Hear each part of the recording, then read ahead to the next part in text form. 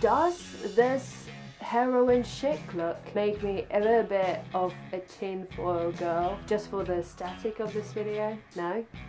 Okay. How's it going, fellas? This is Meanwhile on the other stage, back in the game. September is already bringing us some banging new music. I'm obviously talking about brand new Jamie T's work, his fourth full-length album called Trick, which was released just 2 years after his phenomenal 5 years absence comeback on critically adored Carry On the Grudge, the album where we found Dan, 28 years old, change radio samples and hip-hop attitude of Mercury Prize nominated debut album Panic Prevention for a much more punkish indie rock and a lot of self-examination. This new album, Trick, feels a lot like a time swap trip, where along with Jamie, we rediscover his old recorded demos and rearrange them musically and kind of mentally through the now 30 years old vision.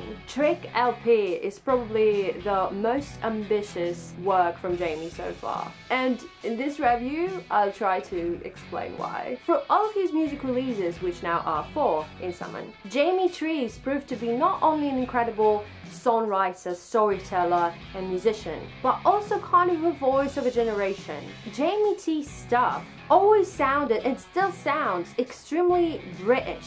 Sometimes in more angsty, vicious youth way, sometimes in more quiet, closed bedroom doors way, sometimes it's on the streets of the city, anthem in the crowds. Like if UK lives with this sort of music. That's why so many were waiting for his new release back then, a few years ago. And when Carry On the Grudge came out, a lot of people were just scared that he might disappear for a good decade. But he didn't, and brought us a trick.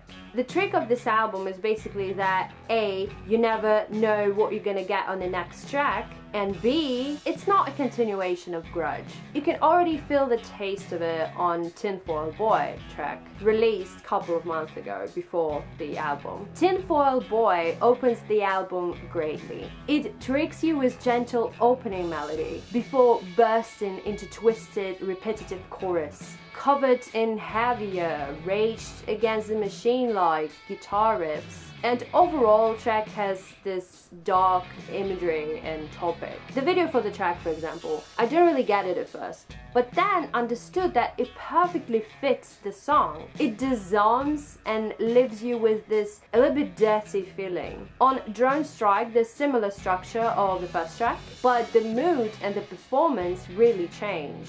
Here, Jamie brings back something that made him famous and essential in the first place. He rapidly raps over this grime recalling beat before pulling out a guitar-driven chorus like on Tinfoil Boy with this interesting vocal effects. Notice beautiful female vocals in the back as well. Very smooth. Loving the Living La Vida Loca reference as well. I mean, who doesn't? More typical Grudge reminiscent and next year radio hit potential music you can find in a track like Power Over Men, for example. A more laid back, Arctic Monkeys-like piece on the album about this girl in brogue shoes in art schools with tattoos and this really cool groovy bass line. The mood then changes again, like it does on every track here. On Tesco Land, a song about Jamie's American adventures and a bit of a shade on consumerism, there's a fun summery vibe with this delirious drum beat and Jamie's favorites, The Clash, overhanging the sound with their influence. This track is probably the most summer festival-like on the whole album. The problem is that the summer festival season is already over, but I'd actually really love to see Jamie rock all the big summer festival British stages next year. We'll see, I guess. The darkness and heaviness returns on Police Tapes. A brutal, intimidating, heavier than Tinfoil Boy even at some points, track with an awesome bass line and Jamie's uptight rapping. This track does stand out a lot and kind of brings out this barricades youth with Molotovs in their hands feel, the bitter side of which I believe is on the next track, Dragon Bones. Should I also add that this far in the album, I still don't have any track that I couldn't resonate myself with. Like, it's a brilliant fucking album. So yeah, Dragon Bones is this psychedelic, strange song with this relaxed, carefree attitude. Weird mix of different sounds and cheeky lyrics, which could easily stuck in your head for good weeks. Like upside down, inside out. If I had a gun, I'd blow my brains out. Awesome track. At this point of the album, it's kind of slowed down a bit. The Arctic Monkeys vibe returns once again on the track Joan of Arc, with repetitive harmonized backing vocals and dramatic anthemic chorus about this poor girl. Also, the song flashes this introspective moments, like in my favorite lyric, funny how you never give a fuck when you're 20. Then tricks us again big time on the Solomon Eagle track, perhaps the core of the whole release, since the very much beautiful cover art for the album is the same title painting art piece by Paul Faulkner Poole, depicting London Plague and a Quaker Solomon Eccles with burning charcoal on his head, pointing out to the clouds as if the gods are the only one who can really judge all the citizens. The impressive, dark, eerie, prey-like song explores the harsh sides of inner city reality, garnished with some amazing spectrum of samples and Jamie's rapping. The vocal performance here as well is everything. The lyrics like, it's not the devil pulling you down, the retribution comes from above. This is God given upon us. This is God given up. And the spoken word sample about the character of the painting. All this apocalyptic world and life loss feeling. All the despair. It's just amazing how much you can create with just the sound and the voice. I live for this kind of music.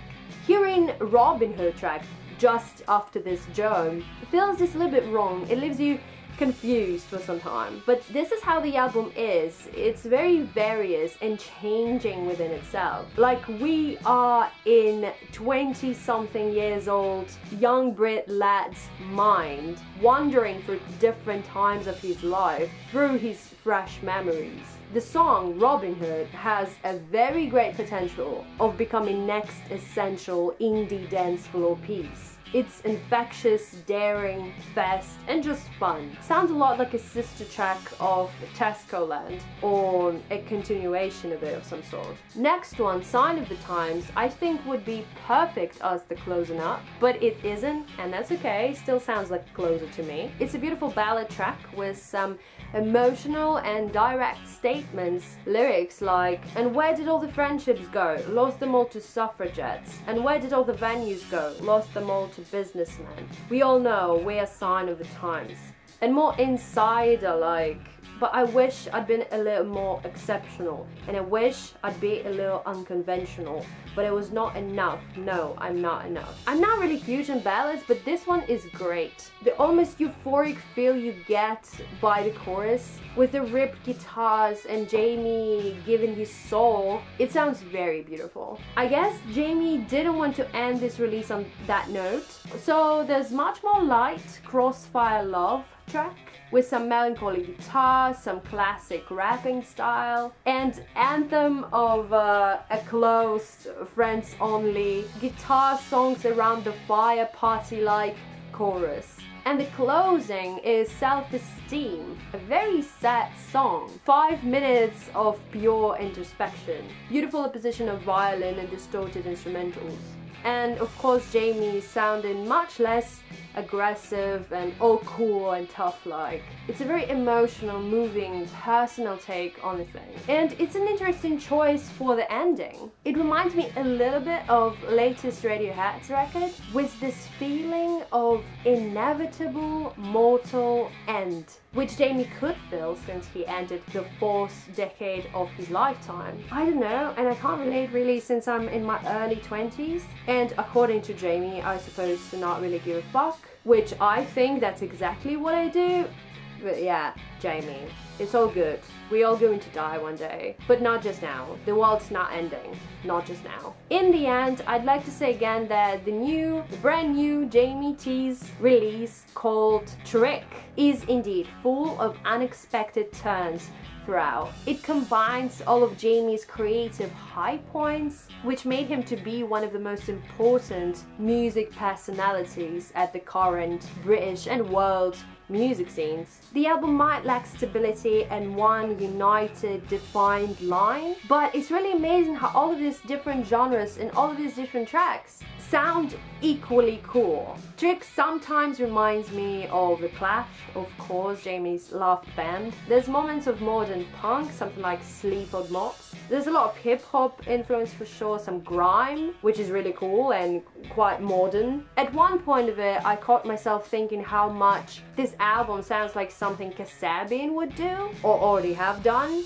Sometimes, as I already mentioned, there's late Arctic Monkeys vibe, which I think resonates with the fact that they do focus and produce this very much British music. Again, whatever the fuck it means, but what I'm trying to say is that when you listen to Arctic Monkeys or Kasabian or Jamie T, you know that it's nobody but them, and you know the country of origin. You can clearly catch it through the sound and the manner of performing, and it's great, just as great as Jamie T's brand new record. I believe that it's his best records today, and you can debate on it with me in the comments down below, as always. Also, please don't forget to like and to share this video. You can support us by subscribing to our channel and watching more videos from us. Click in the corner right here, right now, to find out more about it. We're waiting for your thoughts, your suggestions, and you in general among our followers.